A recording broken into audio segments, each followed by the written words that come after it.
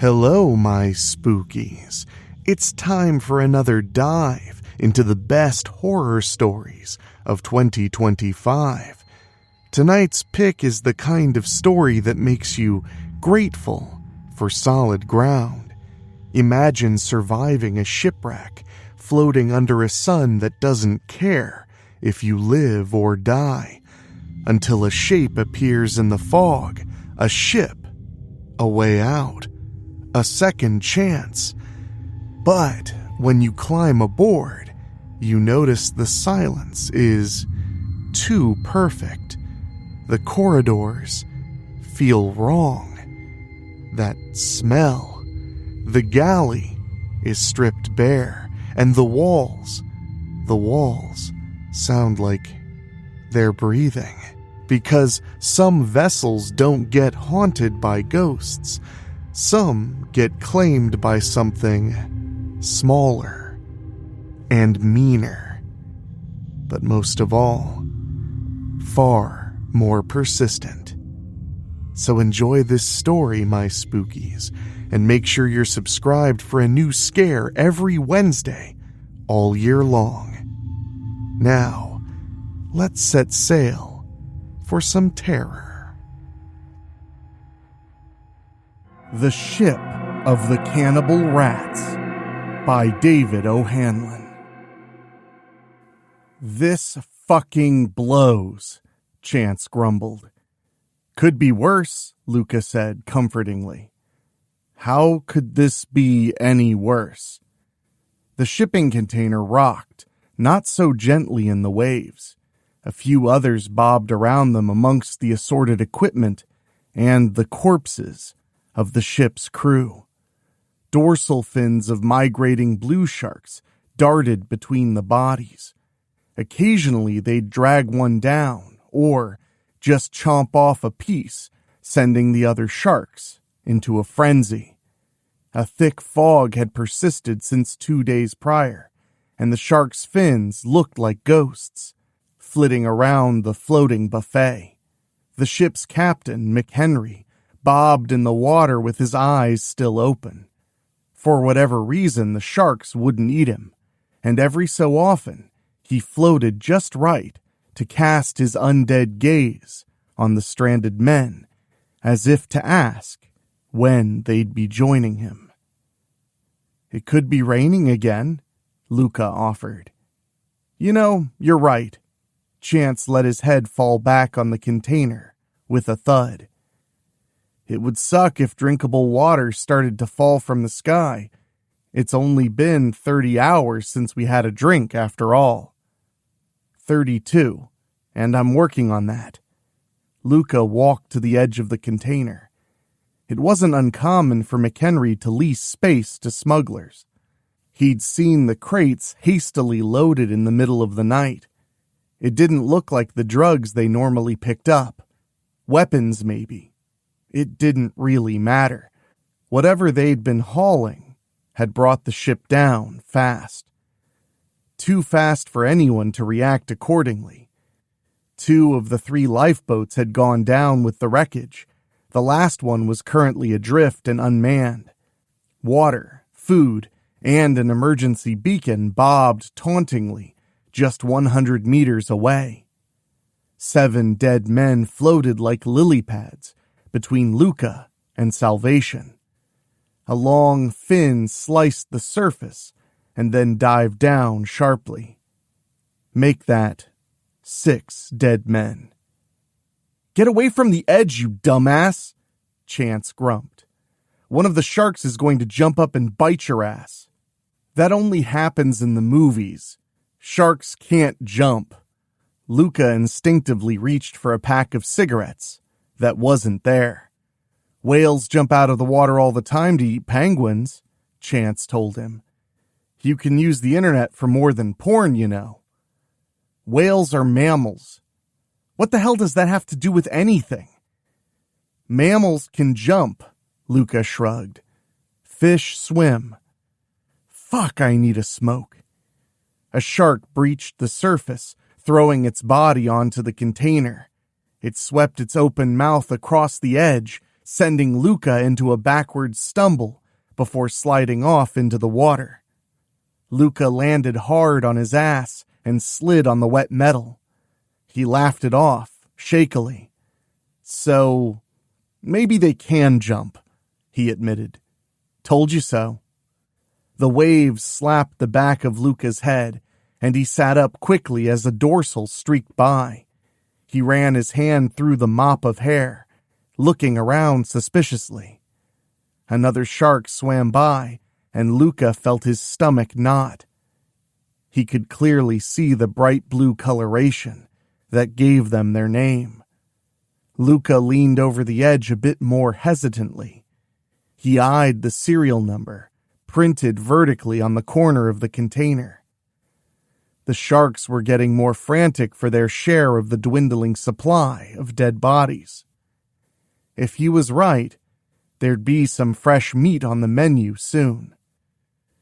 Hey, Chance, what do you think is in this container? He asked. Knowing our luck, a speedboat and a case of beer. Why? Because I'm pretty sure we're sinking. Of course we fucking are. Don't worry, Luka said. I got a plan. Of course you fucking do. After a frustrating 2 hours, Luka's plan had come to morbid fruition. Using a makeshift rope of their belts and clothes, he'd lassoed McHenry and 4.5 other dead crew members. He laid the bodies out on the container and began lashing them together. Chance begrudgingly helped. Tie it together, Luka instructed. We don't want one of those sharks poking its nose through. Chance lifted the stump. That's going to be an issue. Improvise. I can't believe we're doing this, Chance said. It's like a big-ass meat Oreo, only the glass of milk is full of sharks. What makes you think this'll even work? A ship's only as good as its crew. Luka pulled the cordage tight, eliciting a spurt of congealed blood across his face. This was a really good crew. Why hasn't anyone come for us? Chance stood up and shielded his eyes from the sun. The emergency beacon should have signaled as soon as it was submerged. You heard that explosion. Luka checked the lashings. Whatever was on board was the kind of shit that gets you renditioned. I saw enough in the Legion, and trust me, we're better off with the sharks. The captain knew that too. We've been running in ghost mode since Liberia. They slid the bodies off the container and back into the ocean. It was a much shorter drop than either man expected. They were sinking faster. There wouldn't be time for a plan B. The raft stayed afloat, but only barely. Luka eased himself on board, and it dipped down. McHenry's head went under. Shit, Luka whispered. New plan. I'm going to have to go alone. And what about me? Would it kill you to trust me? It fucking might. Here goes nothing. Luka pushed off the side of the shipping container and drifted toward the lifeboat. See? It's working. Cool. Now hurry up before they eat your boat. They'd already started. One of the blues grabbed McHenry's arm and tore it off, sending the raft spinning. The vessel dipped and bobbed back up. A shark bumped it from below, bucking Luka into the air. His grip held firm, but the landing jostled the bodies beneath him. Another bump from below nearly capsized him. Luka realized he'd made a terrible mistake. The man-made raft floated well enough, but now it looked like a big wounded fish to the simple-minded predators stalking it. Luka hiked his leg up and waited for a fin to pass by. One got close enough, and he kicked into the water to push off the fish. It gave him a brief surge, but the lifeboat was still too far away to swim for it. Another speeding shark gave the raft a hard nudge that thankfully was in the right direction. 60 meters to go. Luka stretched for a piece of debris, almost toppling overboard in the process. A fin battered his arm as it cut between him and the flotsam. Luka tried again and jerked the scrap metal from the water, hugging to his chest with a triumphant whoop. Luka frantically paddled the water. 50 meters left. 40. Deep red suddenly spread around him, and the raft listed to starboard. He rowed faster, glancing back over his shoulder at Chance. Unspooling entrails floated in his wake. A shark broke the surface, scooping intestines into its wide-open mouth like it were taking a fishing line. The raft lurched. The hollowed body was filling with seawater, and, for the second time in 2 days, Luka was on a sinking ship. A pair of sharks attached the raft from opposite sides. The lashings began to stretch and Luka's legs slipped through. A shark bumped against it, but didn't bite. He knew he wouldn't get lucky twice. He let himself slide between the bodies and sink. Above him, the sharks converged. Blood and unchewed bits clouded Luka's view. A finger floated past him, carried downward by the weight of the wedding band, still encircling it. Chance crawled out onto the edge of the container, looking for any sign of his partner. Nothing. Sharks swam away with parts of the raft, still refusing to take McHenry. The captain swirled around until he was the only person left between Chance and the lifeboat. Water rolled onto the roof of the container, submerging Chance's forearms.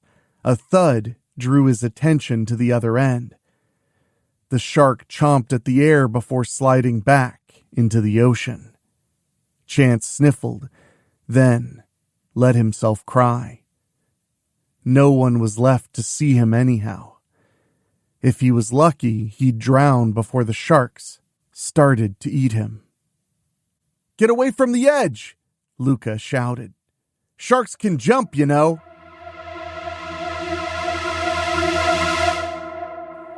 The lifeboat's motor didn't have enough fuel to get them to land, but it was enough to get them away from the feeding frenzy and moving in the general direction of Europe.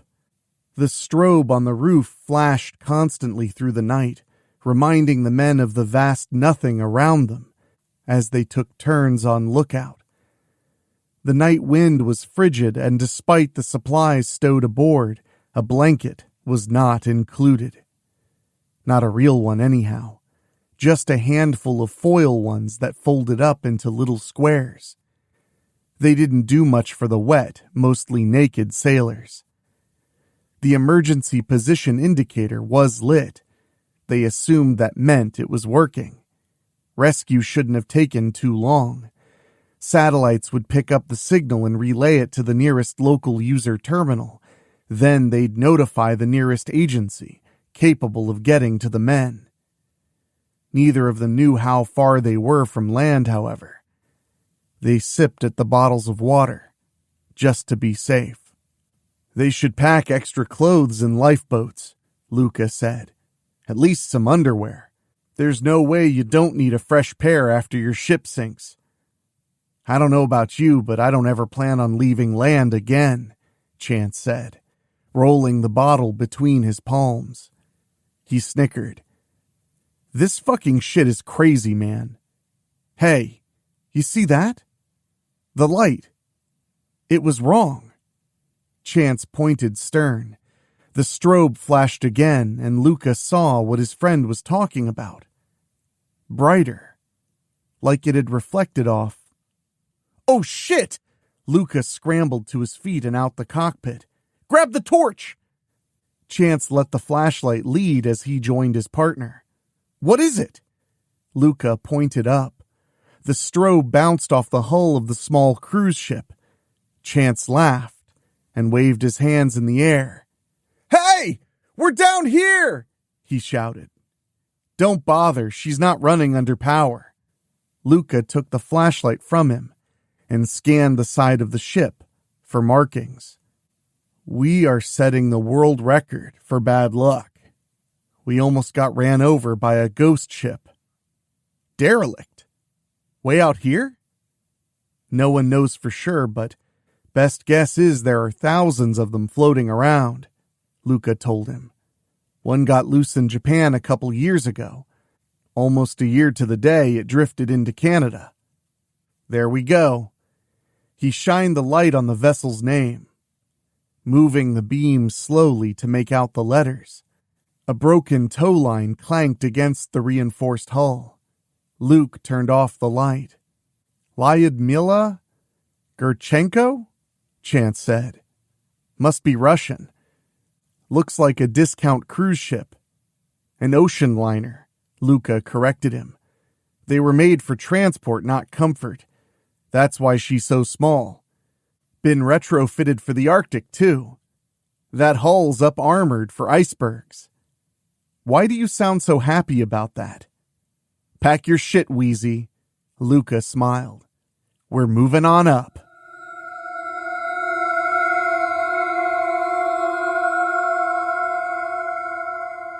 "I'm not really digging the idea of being on a creepy-ass ghost ship," Chance said.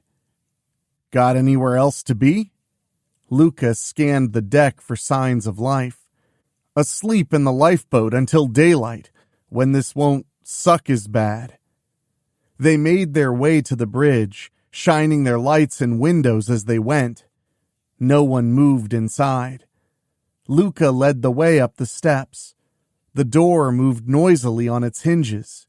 The salty air had rusted them badly, so it didn't swing back and forth, but just inched one way and then the other in plaintive moans. Luka pushed through and swept the flashlight across the bridge. He screamed and stumbled backwards into Chance. "Fuck me! What?" Chance braced himself to run. "What is it?" Luka leaned back into the room, letting the light find the floating apparition. The gray-black shape of a man at the helm was nothing more than a forgotten jacket. Luka breathed deeply to steady himself. He wriggled his toes, wondering if the puddle he stood in had been there before he opened the door. He hesitated to enter, letting his heart rate settle back down first. Once it had, he went straight to the jacket to look for clues. "Check for any kind of records," he said over his shoulder. "Sure thing, boss," Chance chuckled. "You scream like a woman, by the way. And you were crying like one on top of the shipping container." Luka picked up the jacket. "J.K. Diener Salvage. Looks like old girl was being decommissioned. Think she broke away from port while being towed?" Chance's light played across the instruments. Most of the cables had been stripped already. If she was already docked, that means there's not going to be anything useful on board. Might still be beds. Luka slipped the jacket on. It was a lot warmer than the lifeboat's foil blanket. Maybe some clothes and canned goods. Even if we don't find anything, it'll be a lot more comfortable and safer waiting for rescue here. A familiar bulge rubbed Luka's bare chest. He reached into the inner pocket, finding a pack of cigarettes and a lighter. He said a silent prayer before opening the box. He thumbed the top back and sighed happily. There were still 3 smokes left. Chance shook his head. He knelt for a bottle of Pepsi on the floor and checked for an expiration date. February 2010. He tossed the bottle to Luka. "This shit heap's been floating for at least 3 years. Or just been out of service that long," Luka said, taking a pull off the cigarette. "Things are definitely looking up. Let's see if we can find some damn clothes."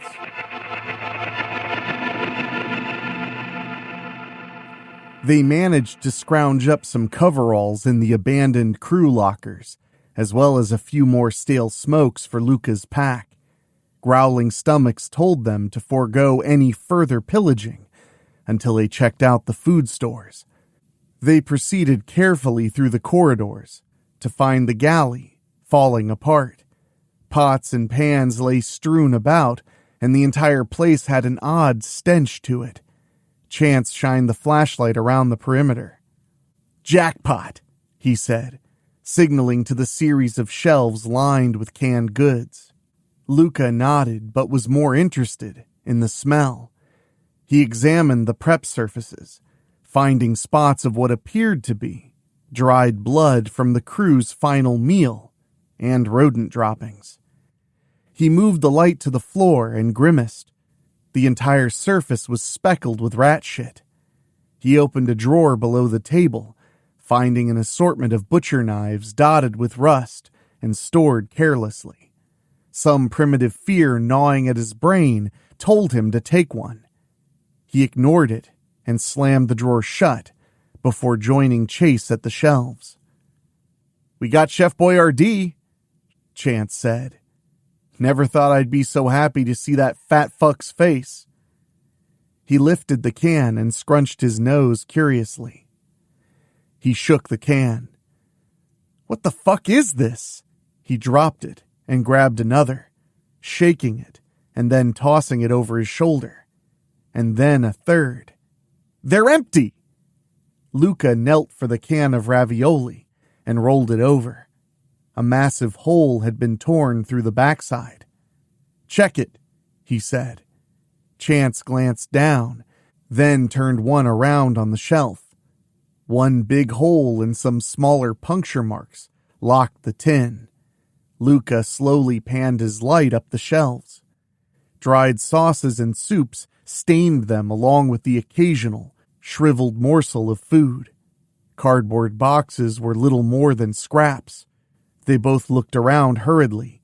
Bags of salt, sugar, and flour had all been torn open, with their contents spilled and tracked away by tiny feet. "Well, at least we still have the MREs from the lifeboat," Luka offered. "I've never been so disappointed in my life," Chance sighed.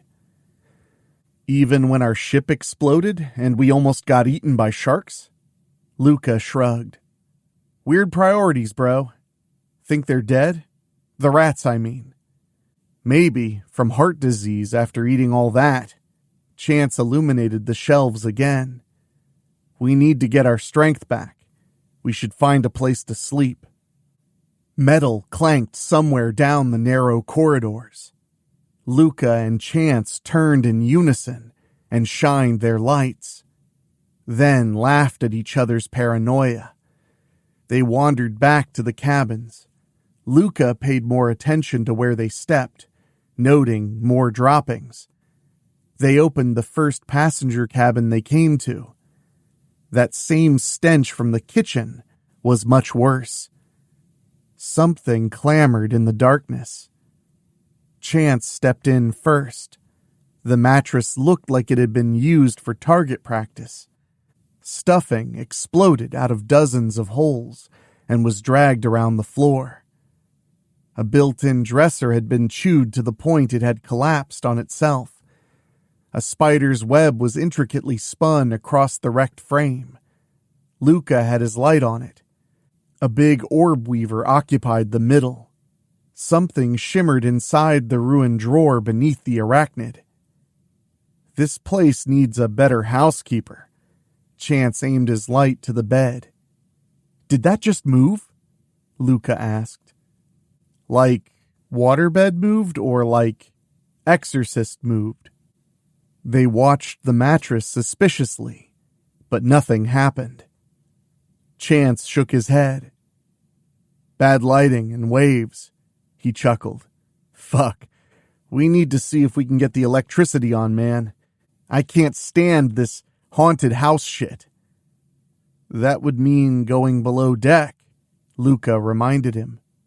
"Actually, I'm really good with not having electricity." Luka looked for the spider once more, but found it was gone. and the web just dangling strands. He didn't mention it as they left to inspect the next room. It was in the same condition, as were the next two. Chance stopped at the fifth cabin and rested his hand on the latch. "I don't give a fuck anymore," he said. "Trashed or not, this is my room for the night. I am beat." He opened the door, slowly, with ignorantly high hopes considering the state of the ship and their running luck. Everything was ransacked as in the others. Chance threw his hands up in defeat and went to the bed, flopping back onto it. Luka sat in a nearby chair. Chance was right. There wasn't any reason to check the other rooms. They needed to rest. It could be days before rescue came, and the flashlight batteries wouldn't last forever.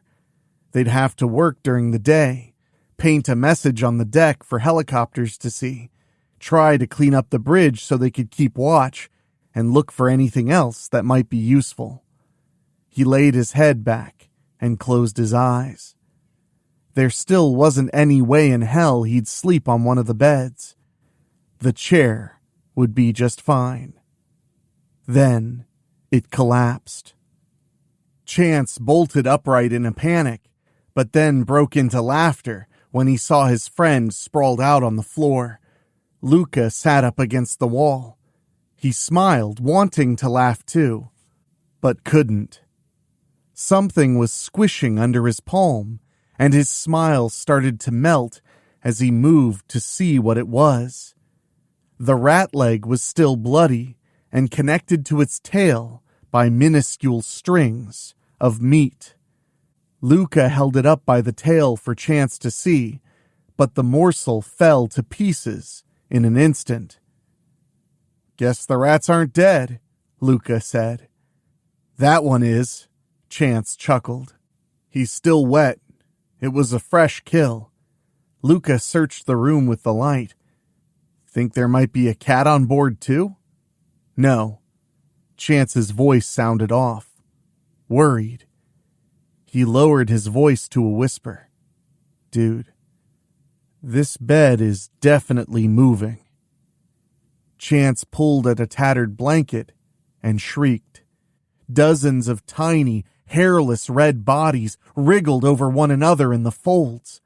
He scrambled to the end of the bed and toppled into the floor. His flashlight rolled away in a wide arc, casting its glow wildly around the room.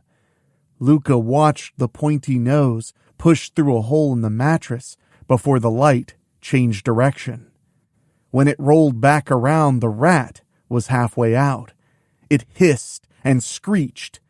Pipes rattled overhead. Scratches came from inside the walls. Luka pressed himself to the wall and stood slowly. "I think we need to go back to the lifeboat," he whispered. Something clattered in the lavatory. He peeked inside, but saw nothing in the darkness. He shined the light back to his friend, then to the rat in the bed. The mattress pulsed as others came out of the holes, sometimes wrestling over each other to get through the same exit. Luka shined the light in the bathroom in time to see a dozen of them spilling out of the toilet. One ran up his leg before he even saw it. He swatted it with the light. It hit the floor, stunned, but still alive. Its brethren swarmed it. They tore off limbs and attacked one another over the piece. Luka's bare toes blazed with sudden pain. He kicked and stomped at the rodents, gnawing them. "God damn it, we've got to go!" Luka twisted around and gagged. The tail twitched wildly as the rat forced itself into Chance's mouth. Others had converged on him from the bed. His legs were invisible beneath the writhing mass of furry bodies. An opportunistic adult pounced on the unguarded babies, devouring them greedily. Luka ran for the door without looking. He hit the hallway, sliding on a squished carcass. The army of rodents pursued him. The corridor filled with the squeaks, hisses, and chirps. their numbers so great that he could hear the tiny claws scraping the flooring in their efforts to catch up. A pipe broke and swung down from the ceiling, spilling out more in front of him. Their inaudible ultrasonic calls carried through the ghost ship like a dinner bell. Luka changed directions, pushing into a rec room. Rats poked their heads out of the pockets of a fallen billiards table. A fat one stopped chewing a forgotten paperback and stared at Luka with its beady eyes. Luka searched for an exit. A half-dozen rats fell from a cupboard with their tails fused together from hiding in the tight space for too long. Luka screamed at the sight of the Rat King scurrying toward him as one unit. He slammed the door behind him, bisecting one of the pursuers. Luka jumped into the air and came down on the Rat King, crushing 3 components instantly. The other bit down on his feet. He shook them off, kicking them from the other side of the room, but they dragged their dead comrades along as they re-entered the fray. Luka pulled a fire extinguisher from the wall and sprayed at the nearest rats first, then to the others. It drove them back, but they didn't flee. They hissed at him from a safe distance.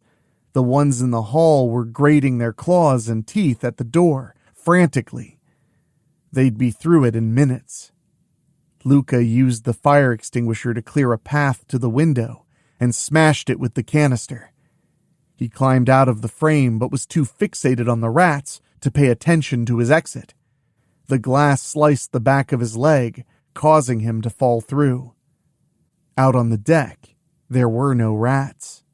Yet. He crawled until he could stand and limped quickly to the lifeboat. Rats were descending the rope. Some fell off in the strong breeze, but the others continued, undaunted. He leaned over the guardrail. There was enough moonlight to see several of the critters fighting over one of the ration packs. More were chewing on the boat itself. Luka backed away from his last chance at salvation. He looked up at the ship's funnels. 100 huge, dark bodies clambered out of the smokestacks. A wave of rats climbed through the rec room window. Some sliced themselves on the shards of glass, but kept coming. So hungry for Luka that they ignored the gashed flesh and spilling organs. A massive 2-foot rat leapt down between Luka and the horde. More of the monsters lined the roof. They didn't make as much noise as the normal ones. 4 of the big ones crawled down, calmly. Luka looked up at the squadron of giants waiting like gargoyles. The monsters had come up from the engine room. It would have been warmest there and provided access to the entire ship. It was the perfect place to nest. The most dominant ones would have taken it for their own. There they grew into a thriving community of seafaring rodents eating their way through the smaller ones upstairs and laying claim to the whole of the Lyudmila Gurchenko. The small ones squeaked between themselves. Another wave gathered on the deck behind Luka. More giants came down, intimidating them with their presence. Little ones jumped onto the guardrails. Some dived into the ocean to escape. Others ran for the rope, climbing to the safety of the lifeboat. Luka snarled. First, they tried to eat him. Now they were stealing his boat. Luka screamed with primal rage and ran at the nearest giant. He kicked it hard enough to collapse its torso. It slid into the horde. They sniffed at it for seconds and chirped amongst themselves. The rooftop rats hissed a warning. The little ones didn't care. It was time for revenge. Time for a meal. They tore the fallen monster apart, ending the standoff. Luka watched in amazement as the 2 factions went to war. They swarmed over the larger ones, trying to use their numbers to overpower them. The big ones fought back, taking quick bites that severed heads clean from twitching bodies. Luka charged forward, running into the fray. Rodent guts squished between his toes as he trampled over them. Opportunistic bites took chunks and strips from his legs. Some pounced, others climbed. He pulled and slapped at them, trying desperately to keep them away from arteries. One of the big ones sprang onto his back, knocking him face first to the deck. He rolled repeatedly, trying to smash it, but it leapt clear. It lunged at him as he tried to stand, and they tumbled over the guardrail. Luka clung to the wet steel. The monster rat climbed up him, digging its claws into his face. Luka wasn't going to die alone. He bit into the giant's belly. It attacked his face in retaliation. Luka bit again, using his head to press the creature against a rail and chewed his way deep into its guts. The rat fell away, taking Luka's eye with it to the ocean below. Luka dangled from the railing one-handed. He swung the other up and adjusted his grip while he weighed his options. A rat crawled along the steel, sniffing at his fingers. "Don't you fucking dare, you little shit," he growled. It dared. The bucked teeth raked the skin from his knuckle. He reached over and grabbed it, squeezing it until it popped in his fist. He climbed over the railing and fell back onto the deck. He dragged himself to the bridge, chancing a glance over his shoulder. The battle seemed to be over. Victorious rodents stayed topside and stripped the dead to their bones, while the losers limped away to be eaten by their own kind, back in the mattresses and the walls of the passenger cabins. Luka wondered if this was a regular occurrence. Did they have to cull their own numbers every so often, or did they just enjoy it? Luka watched the flashing beacon atop the lifeboat drift away from the Lyudmila. The rats had chewed through the rope. Crazy as it sounded, he knew they did it on purpose. He limped up the stairs and left the door open. There were too many ways they could get inside to bother shutting it anyhow. He pulled a cigarette from the pack, slipped into the captain's seat, and watched the sun breaking the horizon. At least he was headed in the right direction, he thought, as he lit the bent cigarette. He took a long drag. A tiny rat scurried out of the instrument panel and cleaned its paws. Luka blew a smoke ring at him. The runt jumped into his lap, but didn't make a move to attack him. "All right then, Willie," Luka said softly. "You can be my quartermaster." The rat settled into his lap. Luka watched it, expectantly, but it still didn't bite. Blood dripped onto it from his still torn face. It twitched and tried to clean itself off. Luka sheltered the animal with his hand. Crimson drops rolled down his knuckles. He looked back up to the horizon and smiled. There was a new crew captain on the ship of the Cannibal Rats. All right, my spookies, that was Ship of the Cannibal Rats. If you're hearing little scratches in your walls right now, no, you're not. And if you suddenly feel the urge to check the pantry, the attic, and every dark corner of your house with a flashlight, well, I can't say I blame you. But don't go anywhere, because the best of 2025 isn't done crawling out of the vault just yet. All month long, we're digging up the most unforgettable scares from the WeeklySpooky feed. Those episodes that hit hardest, linger the longest, and somehow feel even nastier the second time around. So keep your ears open and make sure you've clicked subscribe. And remember, every Wednesday in January, we're dropping a brand new mini-series called Banned, a snowed-in horror convention, a lodge full of secrets, a blizzard that won't let anyone leave, and a warning that keeps turning up like a curse. Banned. So subscribe, follow, or do whatever dark ritual the apps require, because you do not want to miss what happens next. Until then, my spookies, stay out of the fog, keep one eye on the shadows, and as always, stay spooky.